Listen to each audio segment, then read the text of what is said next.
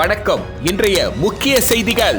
புதுச்சேரி முதலியார்பேட்டையில் உள்ள motor service சென்டரின் பின்பக்க கூரை தகரத்தை பிரித்து மர்ம நபர் பணத்தை திருடும் சிசிடிவி காட்சி வெளியாகி பரபரப்பை ஏற்படுத்தியுள்ளது. புதுச்சேரி மக்களவைத் தேர்தலில் வெற்றி பெற்ற காங்கிரஸ் வேட்பாளர் வைத்திலிங்கம் தமிழக முதல்வர் ஸ்டாலினை சந்தித்து வாழ்த்து பெற்றார். மூன்றாவது முறையாக பிரதமராக பதவியேற்கும் நரேந்திர மோடி மற்றும் ஆந்திர முதல்வராக பதவியேற்கும் சந்திரபாபு நாயுடு ஆகியோருக்கு புதுச்சேரி முதல்வர் ரங்கசாமி வாழ்த்து தெரிவித்துள்ளார்.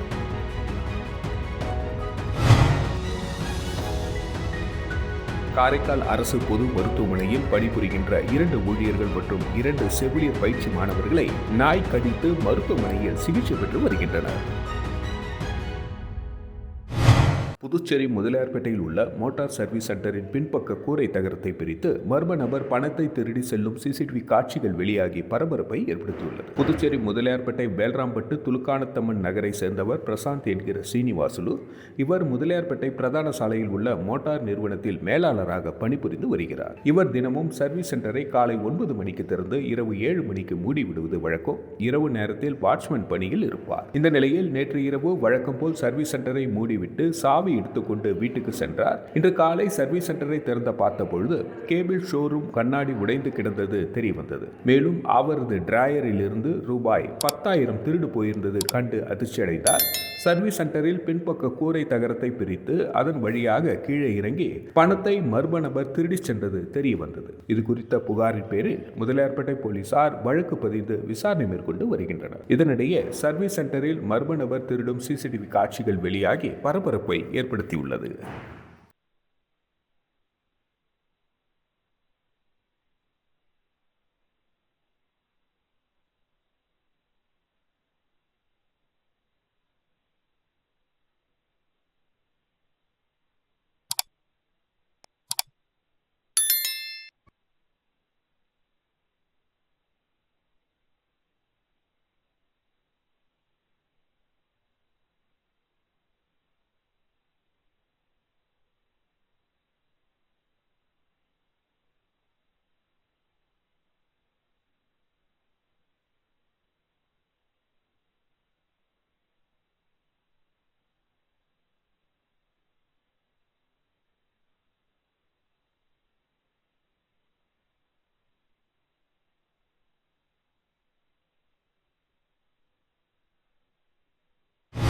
புதுச்சேரி மக்களவைத் தேர்தலில் வெற்றி பெற்ற காங்கிரஸ் வேட்பாளர் வைத்திலிங்கம் தமிழக முதல்வர் ஸ்டாலினை சந்தித்து வாழ்த்து பெற்றார்.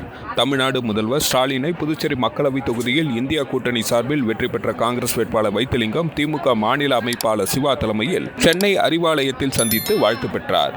இந்த சந்திப்பின் பொழுது முன்னாள் முதல்வர் நாராயணசாமி, திமுக அவைத்தலைவர் SP சிவகுமார், சட்டமன்ற உறுப்பினர்கள் அனிபால் கென்னடி, செந்தில்குமார், சம்பத், வைத்தியநாதன், முன்னாள் அமைச்சர் ஷாஜகான், முன்னாள் அரசு கொறடா ஆனந்தராமன், இந்திய கம்யூனிஸ்ட் மாநில செயலாளர் சலீம், முன்னாள் சட்டமன்ற உறுப்பினர் கார்த்திகேயன், முன்னாள் காங்கிரஸ் தலைவர் AV சுப்பிரமணியன், ஒருங்கிணைப்பாளர் தேவதாஸ் உட்பட பலர் உடனிருந்தனர். மூன்றாவது முறையாக பிரதமராக பதவியேற்கும் நரேந்திர மோடி மற்றும் ஆந்திர முதல்வராக பதவியேற்கும் சந்திரபாபு நாயுடு ஆகியோருக்கு புதுச்சேரி முதல்வர் ரங்கசாமி வாழ்த்து தெரிவித்துள்ளார். புதுச்சேரி முதல்வர் ரங்கசாமி வெளியிட்டுள்ள வாழ்த்து செய்தியில், நாடாளுமன்ற தேர்தலில் தாங்கள் வெற்றி பெற்றிருப்பது மிகவும் மகிழ்ச்சி அளிப்பதாக உள்ளது. தங்கள் வழிகாட்டுதலும் இடைவிடாத சேவையும் இந்த மாபெரும் வெற்றிக்கு வழிவகுத்தது மட்டுமின்றி தேசிய ஜனநாயக கூட்டணியை தொடர்ந்து 3வது முறையாக ஆட்சிக்கு கொண்டு வந்துள்ளது. தேசிய ஜனநாயக கூட்டணி மீது மக்கள் கொண்டுள்ள நம்பிக்கையை இது காட்டுகிறது. இந்த வெற்றி உங்கள் வெற்றி மகுடத்தில் மேலும் ஒரு வைரக்கல்லை பதித்துள்ளது.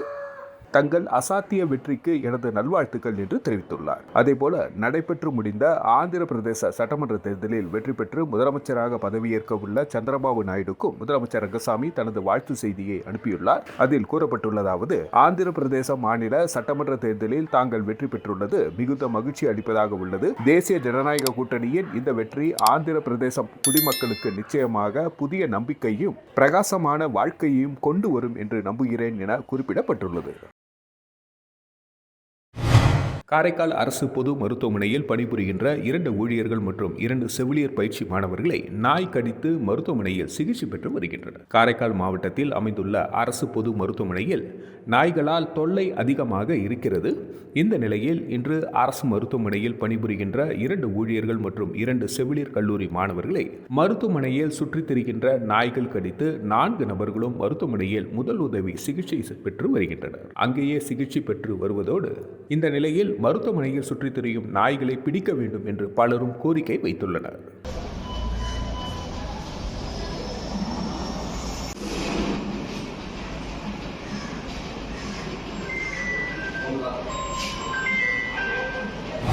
புதுச்சேரியில் பள்ளிகளின் அருகே போதைப் பொருட்கள் விற்பனை செய்த 22 நபர்களை கைது செய்த போலீசார் அவர்களிடமிருந்து 70,000 மதிப்பிலான போதைப் பொருட்களை பறிமுதல் செய்தனர். புதுச்சேரியில் போதைப் பொருட்கள் நடமாட்டத்தை குறைக்க போலீசார் பல்வேறு நடவடிக்கையில் ஈடுபட்டு வருகின்றனர்.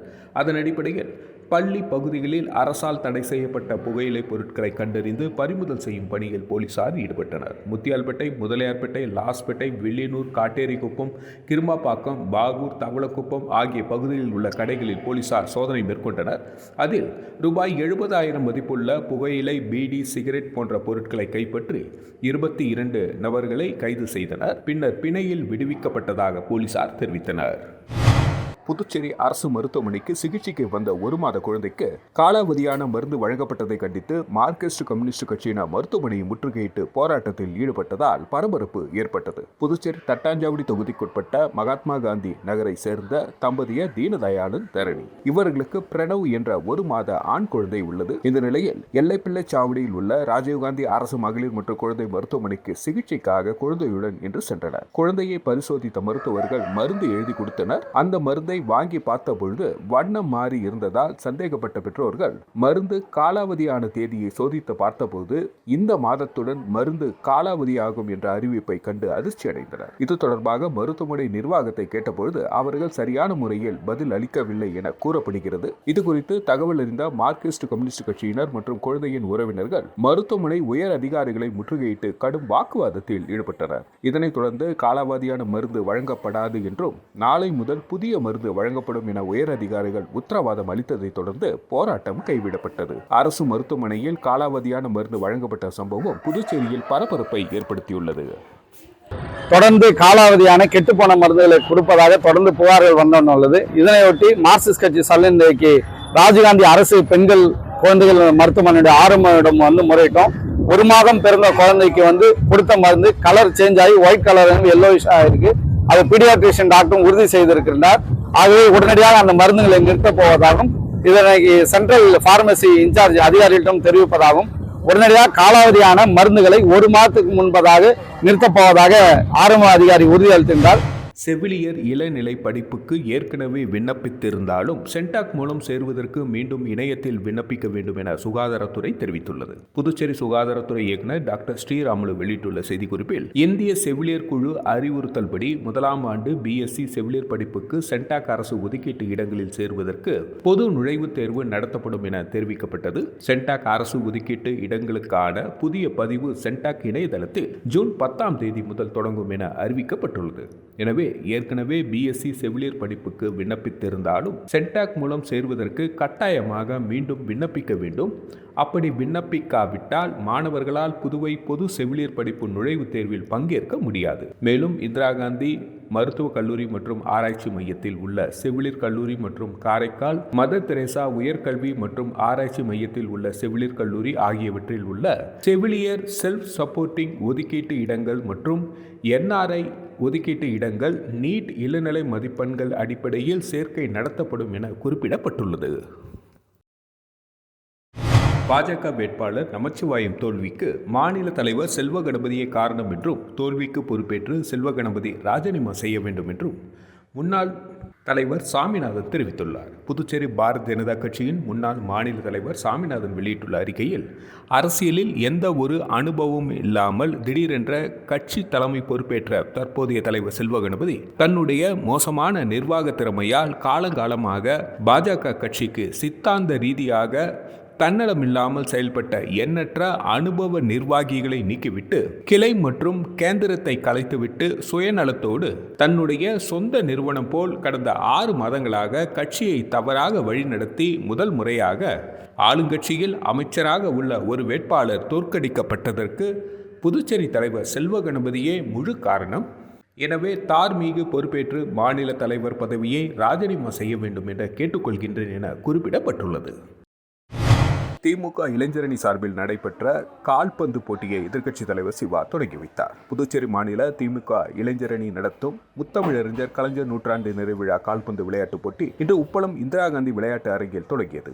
மாநில இளைஞரணி துணை அமைப்பாளர் டாக்டர் நிதிஷ் ஏற்பாட்டில் நடைபெற்ற விளையாட்டுப் போட்டிக்கு சட்டமன்ற உறுப்பினர்கள் சம்பத், அனிபால் கன்னடி ஆகியோர் முன்னிலை வகித்தனர். முன்னாள் சட்டமன்ற உறுப்பினர் மூர்த்தி வரவேற்று பேசினார். இந்த நிகழ்ச்சிக்கு மாநில அமைப்பாளரும் சட்டமன்ற எதிர்க்கட்சித் தலைவர் சிவா தலைமை தாங்கி கால்பந்து போட்டியை ஒலிம்பிக் ஜோதி ஏற்றி தொடங்கி வைத்தார். முன்னதாக அலங்கரித்து வைக்கப்பட்டிருந்த முத்தமிழறிஞர் கலைஞரின் திருவுருவப் படத்திற்கு மலர் தூவி மரியாதை செலுத்தப்பட்டது. தொடர்ந்து கால்பந்து அணியின் கொடியேற்றி வைக்கப்பட்டது. போட்டியில் பங்கேற்கும் கால்பந்து வீரர்களுக்கு இளைஞரணி சார்பில் சீருடை வழங்கப்பட்டது. இன்றும் நாளையும் நடைபெறும் கால்பந்து விளையாட்டுப் போட்டியில் புதுச்சேரி, கேரளா, தமிழகத்தின் சென்னை, திண்டிவனம், கடலூர், எண்டியூர், கோவளம், சேலம் உள்ளிட்ட இடங்களிலிருந்து 52 அணிகள் பங்கேற்பது குறிப்பிடத்தக்கது.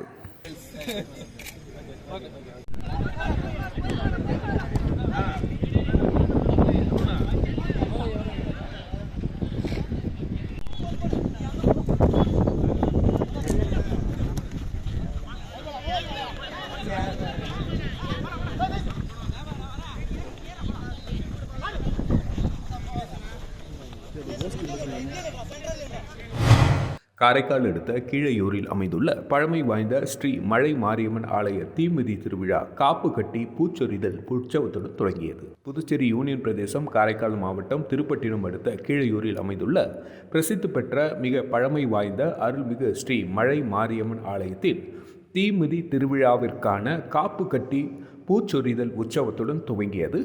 பூச்சொரிதல் நிகழ்ச்சியை முன்னிட்டு ஸ்ரீ ஜடாயு புரீஸ்வரர் ஆலயத்திலிருந்து கரகம், மங்கள வாத்தியங்கள் முழங்க எடுத்து வந்து ஸ்ரீ மழை மாரியம்மன் ஆலயத்தில் காப்பு கட்டி பின்னர் பல வண்ண மலர்களால் ஸ்ரீ மழை மாரியம்மனுக்கு அபிஷேகம் செய்யப்பட்டு மகா தீபாராதனை நடைபெற்றது.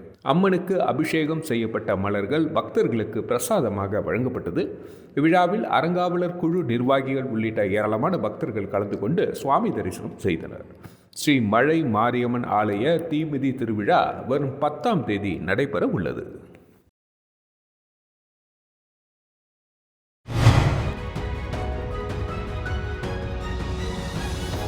புதுச்சேரி முதலியார்பேட்டையில் உள்ள மோட்டார் சர்வீஸ் சென்டரின் பின்பக்க கூரை தகரத்தை பிரித்து மர்ம நபர் பணத்தை திருடும் சிசிடிவி காட்சி வெளியாகி பரபரப்பை ஏற்படுத்தியுள்ளது.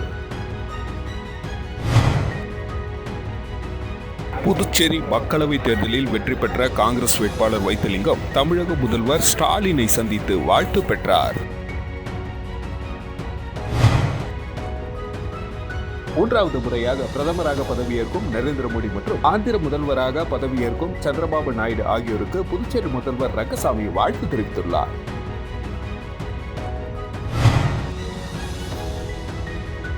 காரைக்கால் அரசு பொது மருத்துவமனையில் பணிபுரிகின்ற 2 ஊழியர்கள் மற்றும் 2 செவிலியர் பயிற்சி மாணவர்களை நாய் கடித்து மருத்துவமனையில் சிகிச்சை பெற்று வருகின்றனர்.